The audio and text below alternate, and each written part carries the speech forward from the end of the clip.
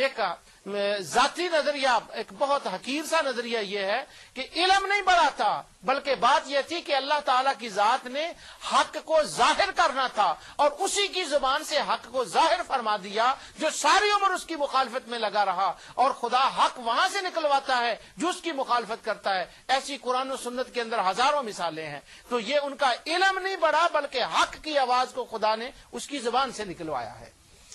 سبحان اللہ۔ پھر اس کے بارے میں یہ کہتے ہیں، جہاں تک اس بات کا تعلق ہے کہ لولا لما خلقت الافلاق، یہ روایت یہ صحیح ہے کہ نہیں؟ وہ کہتے ہیں یہ نبی کریم صلی اللہ علیہ وسلم کی حدیث نہیں ہے، کسی صحابی کا بھی قول نہیں ہے، اس کی کوئی سند ضعیف بھی ثابت نہیں ہے، لیکن بات یہ ہے کہ جس نے بھی یہ بات کہی ہے، کہا حق ہے، کہا سچ ہے، ساری کائنات مصطفیٰ علیہ الصلوۃ والسلام کے وسیلے سے بنی ہے۔ تو یہ دو باتیں میں نے حافظ ابن تیمیہ کے حوالے سے آپ کے سامنے رکھ دی کہ ذات کا وسیلہ کہنے والے کہتے ہیں کہ ذات کا وسیلہ نہیں ہے اور وہ درست نہیں ہے اور یہ شرک ہے، اس کے اندر تاثیر ہے، وہ ہمیشہ جہنم میں رہیں گے۔ اگر وسیلہ ماننے والوں کو ہمیشہ جہنم میں دھکیلتے ہیں ابو بکر الجزائری اور شیخ صالح، تو مجھے ایک اس کے ذرا ذہن میں یہ خیال رکھیے کہ جو وسیلے کے یہ دلائل فراہم کر رہا ہے وہ بھی وہی ہوگا، اور در پردہ تم کہاں کہاں یہ تیر چلا رہے ہو اور کس قسم کو جہنم میں بھیج رہے ہو، نعوذ باللہ من ذالک۔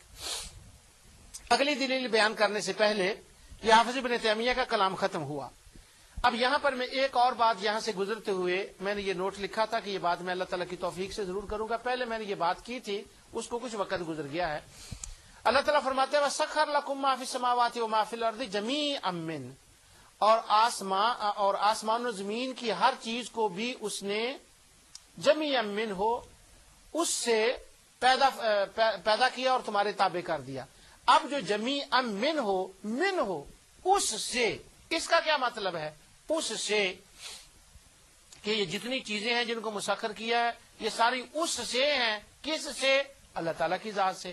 تو کیا یہ اللہ تعالیٰ کی ذات کا حصہ ہے؟ اللہ تعالیٰ سے نکلی ہوئی ہے؟ وہ کہتے ہیں نہیں، اللہ تعالیٰ کی ذات سے نہیں نکلی۔ اللہ تعالیٰ نے فرمایا ہے کہ ان کو میں نے پیدا کیا ہے اور اللہ تعالیٰ نے ان کو اپنی طرف منسوب کیا ہے۔ اسی طرح کی ایک دوسری آیت ہے سورہ ہجر کے اندر، آیت نمبر 38 ہے۔ اللہ تعالیٰ فرماتا ہے حضرت آدم علیہ الصلوۃ والسلام کو جب اللہ تعالیٰ نے پیدا فرمایا تو اللہ تعالیٰ فرماتا ہے وَنَفَخْتُ فِيهِ مِن روحی، میں نے آدم کے اندر اپنی روح کو جب پھونکوں تو تم سب نے سجدے میں پڑ جانا ہے۔ اب جو من روحی ہے اور جمیعًا من ہے، من ہو اس سے۔ اب جو من ہے اس کا کیا معنی ہے کہ اللہ تعالیٰ کیا فرما رہا ہے کہ نعوذ باللہ ہم یہ کہیں گے کہ اللہ کے اندر کوئی روح تھی اور اللہ نے اندر وہ روح نکالی اور آدم علیہ السلام کے اندر داخل کر دی اور فرشتوں کو کہا کہ تم اس کو سجدہ کر دو۔ تو یہاں من روحی کا کیا مطلب ہے اور جمیعًا من ہو کا کیا مطلب ہے؟ کیا یہاں کوئی شرک نظر نہیں آتا؟ کہنے والے کہتے ہیں کہ جی جب آپ کہتے ہیں نا درود تاج پڑھتے ہیں تو درود تاج میں کہتے ہیں نور من نور اللہ، کہ وہ اللہ کے نور سے ہیں، تو تمہارا کہنے کا مقصد یہ ہوتا ہے کہ وہ اللہ تعالیٰ کے نعوذ باللہ اس کی ذات کا حصہ ہے۔ اگر ذات کا حصہ ہے تو جمیعًا من ہو، یہ سب چیزیں اس سے ہیں۔ اس کا کیا مطلب ہے؟ وَنَفَخْتُ مِن روحی، اس نے اپنی روح کو داخل کیا۔ اس کا کیا مطلب ہے؟ جو مطلب وَنَفَخْتُ مِن روحی کا ہے، جو مطلب جمیعًا من کا ہے، وہی مطلب نور من نور اللہ کا ہے۔